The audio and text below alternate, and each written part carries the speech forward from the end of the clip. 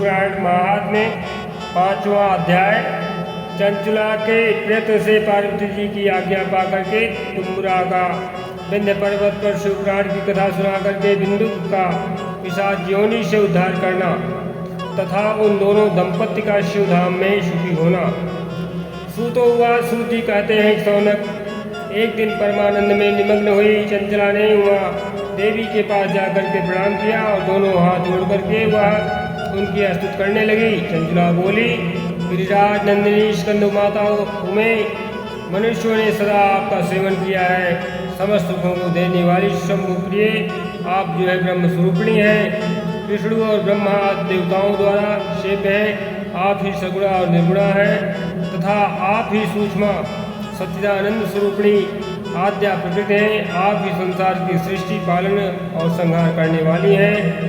तीनों गुणों का आश्रय भी आप ही हैं। ब्रह्मा विष्णु और महेश्वर इन तीनों देवताओं का आवास स्थान था। उनकी उत्तम प्रतिष्ठा करने वाली पराशक्ति आप ही हैं। सूतोवाच। सूत जी कहते हैं सौनक जिसे सदगति प्राप्त हो चुकी थी वह चंचला इस प्रकार महेश्वर पत्नी उमा की स्तुति करके सिर झुकाए चुप हो गई। उसके नेत्रों में प्रेम के आंसू उमड़ आए थे। तब करुणा से भरी हुई शंकर प्रिया भक्तवत्सला पार्वती देवी ने चंचला को संबोधित करके बड़े प्रेम से इस प्रकार कहा। पार्वती बोली, सखी चंचले सुंदरी, मैं तुम्हारी की हुई इस स्तुति से बहुत प्रसन्न हूँ। बोलो क्या वर मांगती हो? तुम्हारे लिए मुझे कुछ भी आधेय नहीं है। चंचला बोली, निष्पाप गिरिराज कुमारी, मेरे पति बिंदु इस समय कहाँ हैं? उनकी कैसी गति हुई है यह मैं नहीं जानती हूँ। कल्याणमयी दीनवत्सले, मैं अपने उन पतियों से जिस प्रकार संयुक्त हो सकूँ वैसा ही उपाय कीजिए। महेश्वरी महादेवी, मेरे पति एक शूद्र जाति वैश्या के प्रति आसक्त थे और पाप में ही डूबे रहते थे। उनकी मृत्यु मुझसे पहले ही हो गई थी।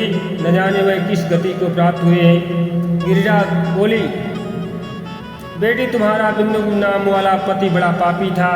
उसका अंतःकरण बड़ा ही दूषित था। वेश्या का उपभोग करने वाला वह महामूढ़ मरने के बाद नरक में पड़ा है।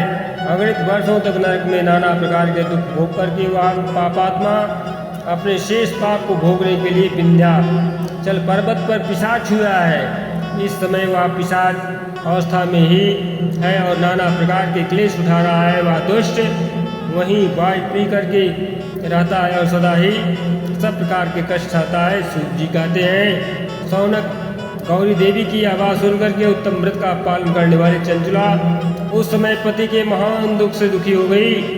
फिर मन को स्थिर करके उस ब्राह्मण पत्नी ने व्यथित हृदय से माहेश्वरी को प्रणाम करके पुनः पूछा। चंचला बोली, महेश्वरी महादेवी, मुझ पर कृपा कीजिए और दूषित कर्म करने वाले मेरे उस दुष्ट पति का आप उद्धार कर दीजिए। देवी, कुत्सित बुद्धि वाले मेरे पति को सद्गति प्रदान करिए।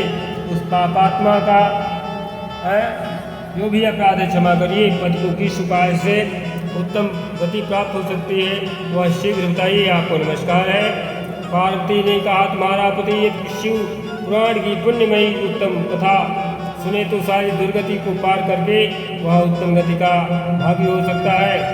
अमृत के समान मधुर अक्षरों से युक्त गौरी देवी का वचन आदर पूर्वक सुन करके चंचला ने हाथ जोड़ मस्तक झुका करके उन्हें बारंबार प्रणाम किया और अपने पति के समस्त पापों की शुद्धि तथा उत्तम गति की प्राप्ति के लिए पार्वती देवी से यह प्रार्थना की कि मेरे पति को शिवपुराण सुनाने की व्यवस्था होनी चाहिए।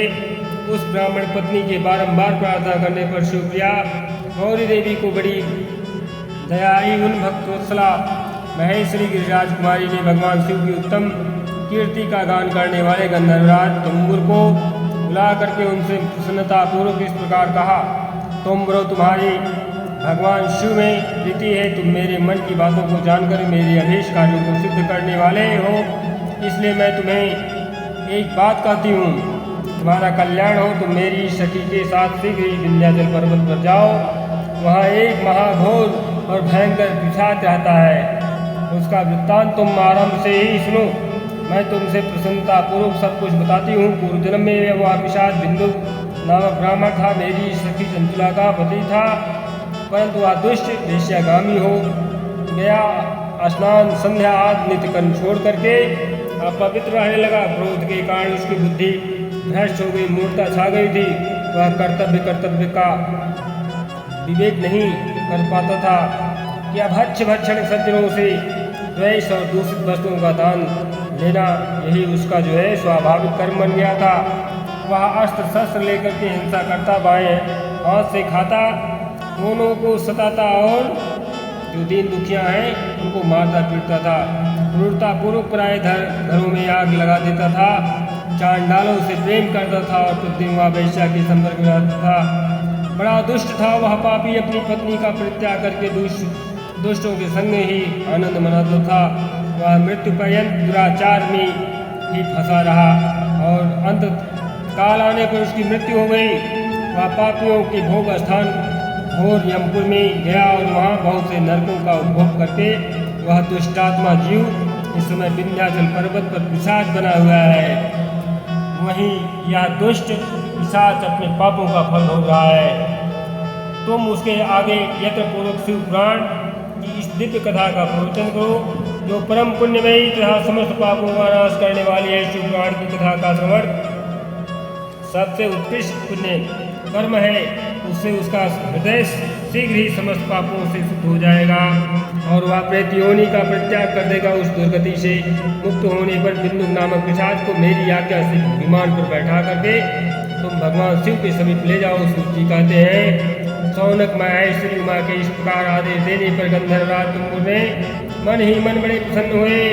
उन्होंने अपने भाग्य को सराहना की कि तत्पश्चात उसने पिशाच की सती साध्वी पत्नी चंचला के साथ विमान पर बैठ करके नारद के प्रिय मित्र तुंबुर वेग पूर्वक विंध्याचल पर्वत पर गए, जहाँ वह पिशाच रहता था। वहाँ उन्होंने उस पिशाच को देखा। उसका शरीर विशाल था, ढोढ़ी बहुत बड़ी हुई थी। वह कभी हंसता, कभी रोता और कभी उछलता था। उसकी आकृति बड़ी विकराल थी। भगवान शिव की उत्तम कीर्ति का गान करने वाले महाबली तुंबुर ने उस अत्यंत भयंकर पिशाच को पांसों द्वारा बांध लिया। तदंतर तुंबुर ने शिव पुराण की कथा बांधने का निश्चय करके महोत्सव युक्त स्थान पर मंडप आदि की रचना की।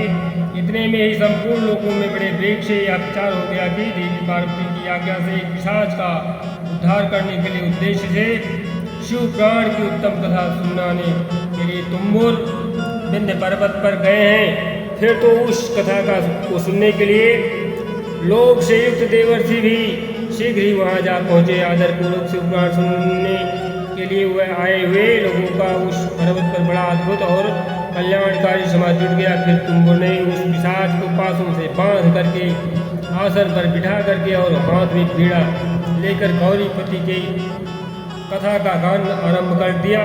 पहले अर्थात विश्वेश्वर संहिता से लेकर 7वीं वायु संहिता तक महात्म्य सहित शिव पुराण की कथा को उन्होंने स्पष्ट वर्णन किया। 7 संहिताओं सहित शिव पुराण का आदरपूर्वक श्रवण करके वह सभी श्रोता पूर्णतः कृतार्थ हो गए और उस परम पुण्यमय शिव पुराण को सुनकर उस पिशाच ने अपने सारे पापों को धो करके उस पैशाचिक शरीर को त्याग दिया। फिर तो शीघ्र ही उसका रूप दिव्य हो गया, अंग कांति गौरवर्ण की हो गई। शरीर पर श्वेत वस्त्र तथा सब प्रकार के जो है पुरुषोचित लक्षण दिखाई पड़ने लगे और नाना प्रकार के आभूषणों से अलंकृत होकर के उसके अंगों में उद्भासित करने लगे। वह त्रिनेत्रधारी चंद्रशेखर रूप हो गया। इस प्रकार दिव्यदेहधारी होकर के उस श्रीमान बिंदु अपने प्राण बल्लभा चंचला के साथ वह स्वयं ही पार्वती बल्लभ भगवान शिव का गुणगान करने लगा। उसकी स्त्री को इस प्रकार दिव्य रूप से सुशोभित देखकर वह सभी देवर्षि बड़े विस्मित हुए। उनका चित्त परमानंद हो गया और परिपूर्ण हो गया। भगवान माहेश्वर का यह अद्भुत चरित्र सुनकर वह सभी श्रोतागण प्रमुख हो गए। प्रेम पूर्वक श्री शिव का यशोगान करते हुए अपने अपने धाम को चले गए। दिव्य रूपधारी श्रीमान बिंदु भी सुंदर विमान पर अपनी प्रियतमा के साथ बैठ करके सुखपूर्वक आकाश में स्थित हो बड़ी शोभा पाने लगा। तदंतर महेश्वर की सुंदरियों मनोहर गुणों का गान करता हुआ वह अपनी पत्नी प्रियतमा तथा तुंबुर के साथ शीघ्र वहाँ ही शिवधाम में जा पहुँचा। वहाँ भगवान शिव शंकर माहेश्वर तथा पार्वती देवी ने प्रसन्नतापूर्वक बिंदु का बड़ा सत्कार किया और उसे अपना पार्षद बना लिया। उसकी पत्नी चंचला पार्वती जी की सखी हो गई। उस घनीभूत ज्योति स्वरूप परमानंदमय सनातन धाम में अविचल निवास पाकर वे दोनों दंपत्ति परम सुखी हो गए। बोलिए हर हर महादेव की जय।